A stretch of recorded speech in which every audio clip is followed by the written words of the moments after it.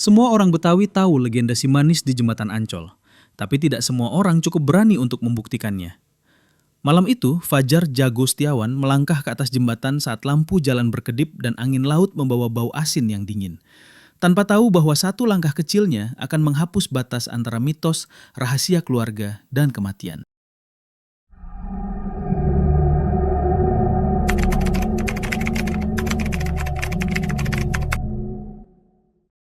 Di malam yang pekat dan sepi, jembatan Ancol hanya diterangi lampu jalan yang berkelip-kelip, seperti mata kucing yang mengintai. Dari arah kampung luar Batang, seorang pemuda Betawi melangkah hati-hati menyeberang jembatan. Namanya Fajar Jago Setiawan, 23 tahun, bertubuh kurus tapi gesit, dengan wajah yang selalu terlihat sedikit canggung setiap kali mencoba terlihat keren. Fajar terkenal di lingkungannya sebagai pemuda penasaran, lebih suka menantang mitos daripada menyembahnya. Ia punya tujuan sederhana, membuktikan bahwa cerita tentang si manis di jembatan Ancol hanyalah mitos belaka. Selain itu, ia juga ingin memamerkan keberanian ke teman-temannya di warung kopi, meskipun sebenarnya hatinya berdebar kencang tiap kali melewati gang gelap sendirian. Ia membawa tas ransel yang sedikit kebesaran. Di dalamnya hanya ada senter, botol air, dan tentu saja camilan ringan. Kalau ketemu hantu, setidaknya masih bisa ngemil dulu, gumamnya, mencoba menenangkan diri. Sebelum kita lanjut ceritanya, saya mau ucapkan terima kasih buat kalian semua yang sudah setia nonton dan dengerin cerita horor di channel ini. Kalau kalian suka, jangan lupa like, subscribe, dan tulis di kolom komentar pengalaman horor kalian. Cerita yang paling menarik nanti akan saya buatkan videonya. Saat Fajar menapaki kayu jembatan yang berderit, angin laut mengibas rambutnya. Dari kejauhan, sosok seorang perempuan muncul. Rambutnya panjang, hitam, dan tersibak angin malam. Wajahnya cantik, namun matanya penuh kesedihan yang menusuk hati. Si manis, bisik Fajar dalam hati, mengingat semua cerita yang pernah ia dengar sejak kecil. Tentang gadis cantik yang tewas tragis dan arwahnya tak pernah tenang, menunggu jawaban atas kematiannya. Sosok itu menatap Fajar, seolah membaca seluruh isi pikirannya. Dan ya, termasuk rahasia bahwa ia baru saja menelan kerupuk asin sendirian supaya nggak takut. Senyum tipis tersungging di bibir si manis, pilu tapi juga menakutkan, seperti wifi gratis di kuburan, menggoda tapi bisa bikin bingung. Fajar melangkah lebih dekat, jantungnya berdegup kencang. "Aku cuma mau tahu kisahmu," ucapnya terbata. Si manis menunduk, matanya berkaca-kaca.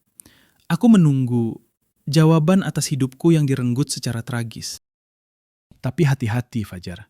Sekali kau masuk terlalu dalam, dunia yang kau kenal bisa berubah." Angin berputar. Kabut tipis menutupi permukaan air di bawah jembatan. Bayangan samar mulai muncul, membentuk wajah-wajah yang dulu memutuskan hidupnya. Fajar tersentak mundur. Satu langkah salah, dan kabut itu seperti menunggu untuk menelannya. Fajar menyadari satu hal. Penasaran memang bagian dari jiwa Betawinya. Tapi di jembatan Ancol, penasaran bisa jadi perangkap. Ia menatap si manis, dan di matanya muncul pertanyaan yang sama sekali tak bisa dijawab hanya dengan kata-kata. Tapi malam itu baru permulaan, dan langkah berikutnya bisa membawa Fajar ke sesuatu yang jauh lebih gelap daripada sekedar cerita urban legend. Fajar berdiri membeku, menatap si manis. Kabut di bawah jembatan semakin tebal, menyelimuti permukaan air yang bergelombang seperti sedang menelan bayangan. Sesekali terdengar suara derit kayu dan desis angin, membuat seluruh tulang Fajar terasa bergetar. Aku harus tahu," kata Fajar, mencoba terdengar lebih berani daripada yang ia rasakan. "Siapa yang melakukan ini padamu?" Si manis mengangkat tangannya, menunjuk ke arah gelap di ujung jembatan. "Mereka orang-orang yang seharusnya melindungi, malah mengambil hidupku. Tapi tidak hanya mereka. Rahasiaku lebih dalam dari yang kau bayangkan. Jika kau terlalu jauh menelusuri, dunia nyata dan dunia gaib bisa bercampur. Dan kau mungkin tidak akan kembali sama lagi." Fajar menarik napas panjang, meraba senter di tasnya. Lampu kecil itu berkedip, memberi cahaya yang tak seberapa, tapi cukup untuk melihat bayangan yang mulai muncul di sekelilingnya.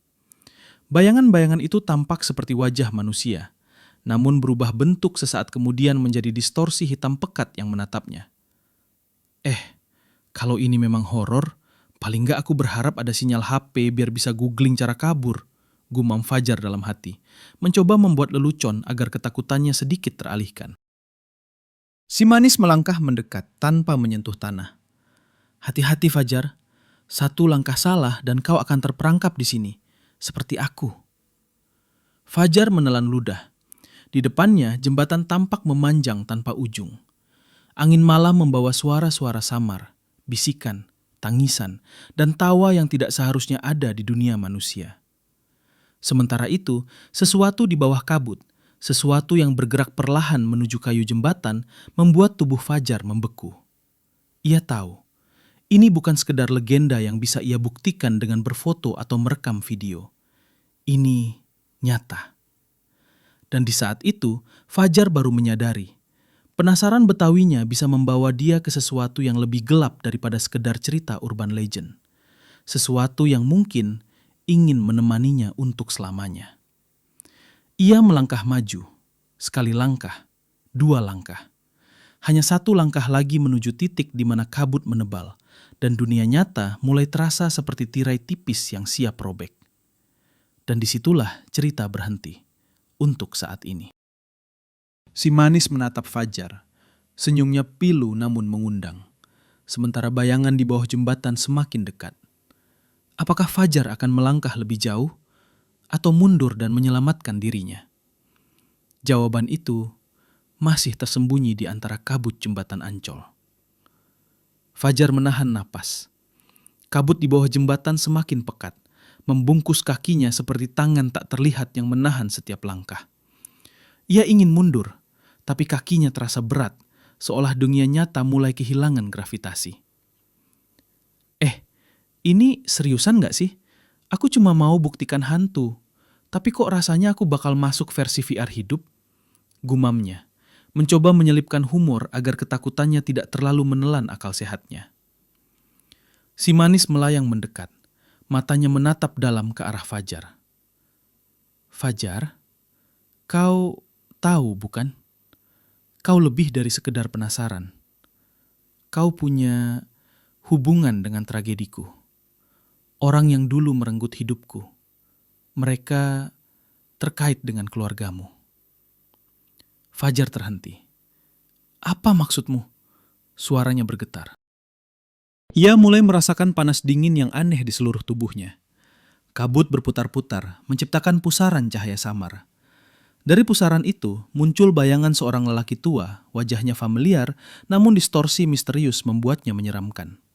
Fajar menatap bayangan itu, dan lambat laun mengenali. Wajah itu mirip kakeknya sendiri, yang dulu diceritakan meninggal saat Fajar masih kecil. Tak mungkin, Fajar tergagap. Kakekku, kau bilang... Si manis mengangguk pelan, air mata menetes di pipinya yang pucat. Ia ada di sini, dan rahasia itu yang menjerat aku. Kau harus memilih, menelusuri kebenaran atau tetap di dunia nyata, tapi hidup dengan rasa penasaran yang mungkin akan menghantuimu selamanya. Tiba-tiba, kabut menyelubungi Fajar sepenuhnya. Dunia nyata lenyap. Ia berdiri di jembatan yang sama, tapi suasananya berubah. Semua kayu tampak membusuk, lampu jalan padam, dan air di bawah jembatan bergolak seperti darah hitam. Suara bisikan muncul dari segala arah, menyebut namanya. Fajar! Fajar! Ia tersentak mundur, tapi kakinya seperti menempel ke kayu. Sesosok bayangan muncul dari kabut, lebih jelas kali ini. Sosok itu adalah si manis, tapi wajahnya berubah. Matanya kosong, menatap langsung ke jiwanya. Fajar, kau terlalu jauh. Suaranya berbisik, serak tapi menggema. Sekarang kau ada di tempatku. Di sini, satu langkah salah bisa berarti kau tidak kembali. Fajar menutup mata sejenak, mencoba menarik napas panjang. Saat ia membuka mata lagi, bayangan itu semakin dekat. Tangannya seperti menembus kabut, siap menyentuhnya. Dan tepat saat jari itu menyentuh pundaknya, tiba-tiba suara aneh terdengar di belakangnya. Suara yang familiar tapi mengerikan. tawa kakeknya sendiri, bercampur dengan tangisan si manis. Fajar menelan ludah. Ia sadar satu hal.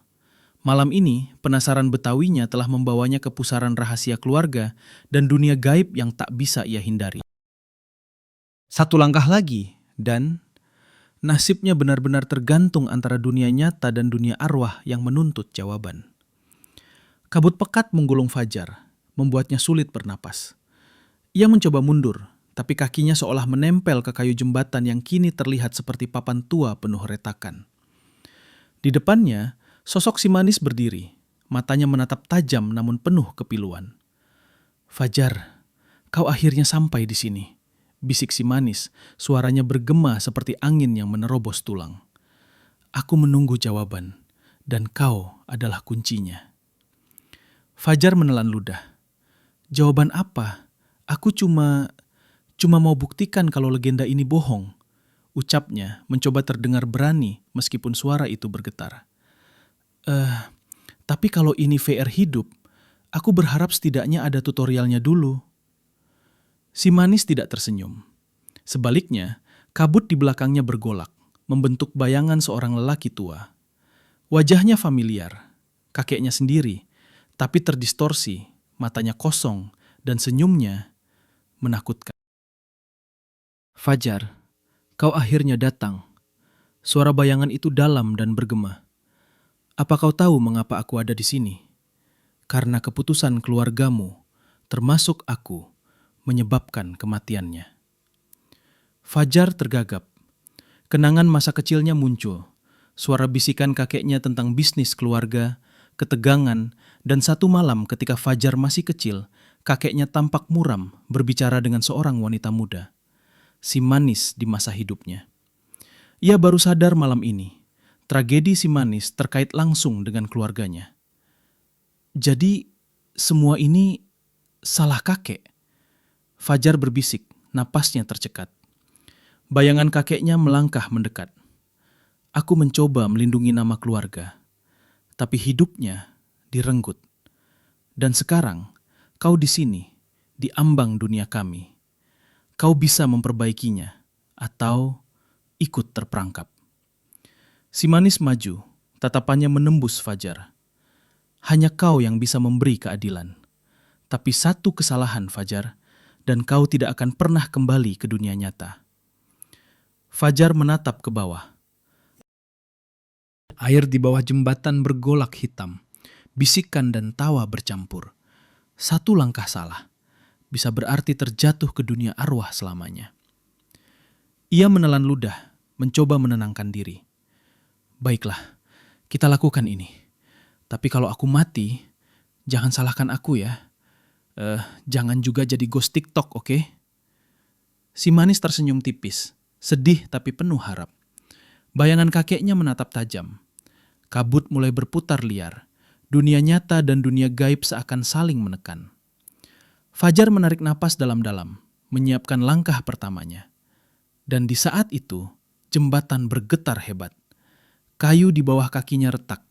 Air hitam di bawah bergelora seperti siap menelan. Fajar harus memilih, melangkah maju menghadapi rahasia keluarganya dan si manis, atau mundur dan tetap hidup, tetapi dengan rasa penasaran dan penyesalan yang mungkin akan menghantuinya selamanya. Dan disitulah cerita berhenti lagi, di ambang keputusan yang menentukan nasibnya. Kabut pekat menelan Fajar sepenuhnya. Jembatan yang dulu familiar kini berubah menjadi papan tua yang memanjang tak berujung, dengan air hitam yang bergelora di bawahnya. Bayangan si manis dan kakeknya berdiri di depannya, tatapan mereka menembus jiwanya. "Ini keputusanmu, Fajar," bisik si manis, suaranya bergetar penuh kesedihan. "Satu langkah salah, dan kau akan ikut dalam kesedihan yang tak pernah berakhir." Fajar menelan ludah. Ia tahu apa yang harus dilakukan, tapi setiap serat tubuhnya menjerit ketakutan. Aku akan membantumu," ucapnya meski suaranya hampir tak terdengar. Ia melangkah maju dan kabut di sekitarnya berputar liar. Bayangan kakeknya menatap tajam, lalu tersenyum pahit. "Kau tidak tahu konsekuensinya, Fajar. Rahasia keluargamu ini telah membelengguku selama puluhan tahun, dan sekarang kau ikut terjerat." Fajar menoleh sebentar ke arah si manis. Matanya berkaca-kaca melihat gadis itu. Cantik namun sedih, arwahnya penuh luka yang tak bisa disembuhkan. Ia ingin menyentuh tangan itu, ingin menolong, tapi dunia di sekitarnya mulai runtuh. Jembatan yang diinjaknya berderit keras, retak di sana-sini. Air hitam bergelora di bawahnya seakan menunggu saat yang tepat untuk menelannya. "Fajar, jangan!" teriak si manis, tapi sudah terlambat. Sekali langkah salah, papan di bawah kaki Fajar pecah. Ia tergelincir dan kabut menelan tubuhnya. Tangan si manis mencoba meraih, tapi tidak mampu. Suara jeritan Fajar bercampur dengan tangisan si manis, menjadi satu dalam kegelapan yang pekat. Bayangan kakeknya menunduk, matanya kosong tapi penuh penyesalan. "Maafkan aku, cucuku, dan maafkan aku, arwah si manis. Ini semua tak bisa diubah lagi." Fajar jatuh ke air hitam. Sekejap kemudian, permukaan air bergelora, membentuk pusaran yang menelan tubuhnya. Kabut perlahan mereda, meninggalkan jembatan yang sunyi. Si manis berdiri diam beberapa saat, menatap pusaran itu. "Selamat tinggal, Fajar." Bisiknya lirih, air matanya jatuh bercampur dengan kabut malam. Dan malam itu, jembatan Ancol tetap sunyi. Tetapi bagi siapapun yang lewat, terdengar bisikan lembut, tangisan pilu, dan tatapan arwah yang tak pernah tenang. Fajar, si manis, dan rahasia keluarganya hilang dalam kabut, menjadi legenda baru yang tak akan pernah terungkap sepenuhnya.